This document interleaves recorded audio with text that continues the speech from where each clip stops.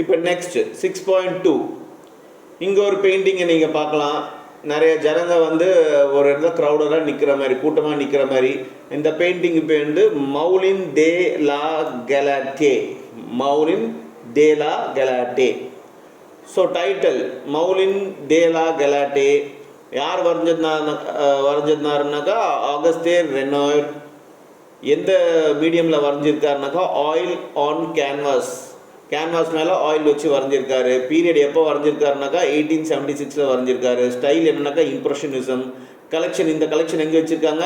பாரிஸில் வச்சுருக்காங்க. எந்த மியூசியம்னாக்கா மியூசி தே ல இம்ப்ரெஷனிசம்ங்கிற இடத்துல மியூசியமில் பாரிஸில் வச்சுருக்காங்க. வாங்க இதை பற்றி பார்ப்போம். General description. Auguste Renoir 1841 to 1919 was a French artist. He painted Moulin de la Galate in 1876. The painting shows young people enjoying life, picnics, dance and party. Renoir was a creator of soft, sentimental and charming painting. While painting, he used his sharp observation to register the movement, atmosphere and images of Persian society. He used shades of purples, white and blue tones to unite the modeling of figures dressed in fashionable clothes. He added delight and freshness in color, which sparkles life in his painting. His work shows tenderness and harmony in perfectly balanced and peasant composition. Renoir prefers to paint group composition, portraits of female model studies. He was expert to communicate the impression of joy of life through his painting. என்ன சொல்கிறாங்கன்னா, ஆகஸ்டே ரெனாயர் இவர் வந்து 1841லேருந்து 1990 வரைக்கும் இவர் வந்து French ஆர்டிஸ்டாக இருந்திருக்கார். சரிங்களா? அவர் paint பண்ணதில் மௌலின் தே லா கெலாட்டே இது வந்து 1876 அவர் வந்து பெயிண்ட் பண்ணார். இதில் அவர் என்ன காட்டுறாருன்னா, இந்த பெயிண்டிங்கில் நிறைய மக்கள் பார்த்திங்கனாக்கா அவங்க லைஃப்பை என்ஜாய் பண்ணுறாங்க, பிக்னிக்கு போயிருக்க மாதிரியும் டான்ஸு பார்ட்டி பண்ணுற மாதிரியும் அந்த பெயிண்டிங்கில் அவர் வரைஞ்சிருப்பார். ரெனாயர் வந்து ஒரு கிரியேட்டராக இருந்தார். அவரோட பெயிண்டிங்கில் பார்த்தீங்கன்னாக்கா எப்பயுமே ஒரு சாஃப்டான இது இருக்கும், நேச்சர் இருக்கும், ஒரு சென்டிமெண்டலான விஷயம் இருக்கும். அவர் பெயிண்டிங்லாம் ரொம்ப சார்மிங்காக இருக்கும், பார்க்கறதுக்கே அட்ராக்டிவாக இருக்கும். இவரோட பெயிண்டில் பார்த்தீங்கன்னாக்கா இவர் எப்பயுமே ஒரு அப்சர்வேஷன் ரொம்ப ஷார்ப்பாக பண்ணுவார். அவர் சுற்றி இருக்க விஷயத்த எல்லாமே ரொம்ப ஷார்ப்பாக அப்சர்வ் பண்ணிட்டு அந்த ஒவ்வொரு மூமெண்ட்ஸையும் பார்த்தீங்கன்னாக்கா அதோட அட்மாஸ்பியர் எல்லாமே இந்த பார்சியன் சொசைட்டி பற்றி அவர் வந்து அழகாக வரைஞ்சிருப்பார். அவரோட ஷேட்ஸ் முக்காசி பார்த்தீங்கன்னாக்கா பர்பிள் அப்புறம் ஒயிட் ப்ளூ டோன்ஸில் வந்து இருக்கும்.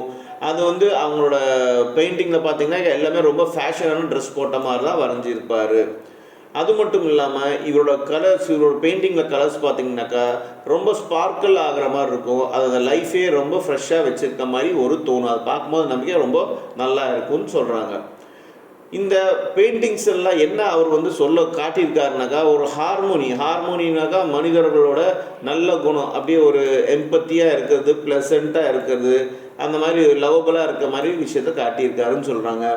அது மட்டும் இல்லாமல் இந்த ரெனாயருங்கிறது எது பெயிண்ட் அதிகமாக பண்ணணுன்னு பார்ப்பாருனாக்கா நிறைய காம்போசிஷன்ஸு, அப்புறம் portraits and female model studies, இதை தான் அவர் அதிகமாக வரைய விரும்புவாருன்னு சொல்கிறாங்க. அவர் இன்னொரு விஷயத்துலையும் எக்ஸ்பர்ட்டாக இருந்தார். அது என்னன்னாக்கா impression of joy of love, அதாவது வாழ்க்கையில் எப்படி ஜாயை வந்து வெளியே எக்ஸ்ப்ரெஸ் பண்ணுறங்கிற இம்ப்ரெஷன் வந்து அவர் வரையறதுல ரொம்ப எக்ஸ்பர்ட்டாக இருந்தார் அப்படின்னு சொல்கிறாங்க.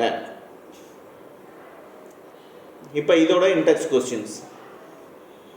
What is the name of painter of Moulin de la Galette? Moulin le la Galette இந்த பெயிண்டிங்கோட ஆர்டிஸ்ட் யார் அப்படின்னு கேட்குறாங்க. அதுதான் அகஸ்டே ரெனாயர், அவர் தான் அதோட ஆர்டிஸ்ட்.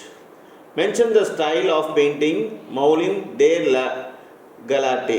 இந்த மௌலின் தே கெலாட்டேவோட ஸ்டைல் என்ன, எந்த ஸ்டைலில் வரைஞ்சிருக்காருனாக்கா impressionism. What was his preference in choosing a theme அவர் ஒரு தீமை சூஸ் பண்ணும்போது என்ன மாதிரி தீமை வந்து அவர் சூஸ் பண்ணுறாரு அப்படின்னா அதுக்கு ஆன்சர் பார்த்தீங்கன்னாக்கா அவர் எப்பயுமே ஒரு சாஃப்ட் சென்டிமெண்டல் அண்ட் சார்மிங்காக பெயிண்டிங் அவரோடது இருக்கும். அந்த மாதிரி தீம் தான் அவர் இது பண்ணுறாரு. அவரோட ஷேட்ஸ் எல்லாம் பார்த்தீங்கன்னா பர்பிள் அண்ட் ஒயிட் ப்ளூ டோனில் இருக்கும். அது வந்து யூனிட்டியை காட்டுற மாதிரி இருக்கும் அப்படின்னு சொல்கிறாங்க. அந்த மாதிரி தீம் தான் அவர் வந்து யூஸ் பண்ணிட்டு இருந்தார். What does he works shows beside pleasant composition.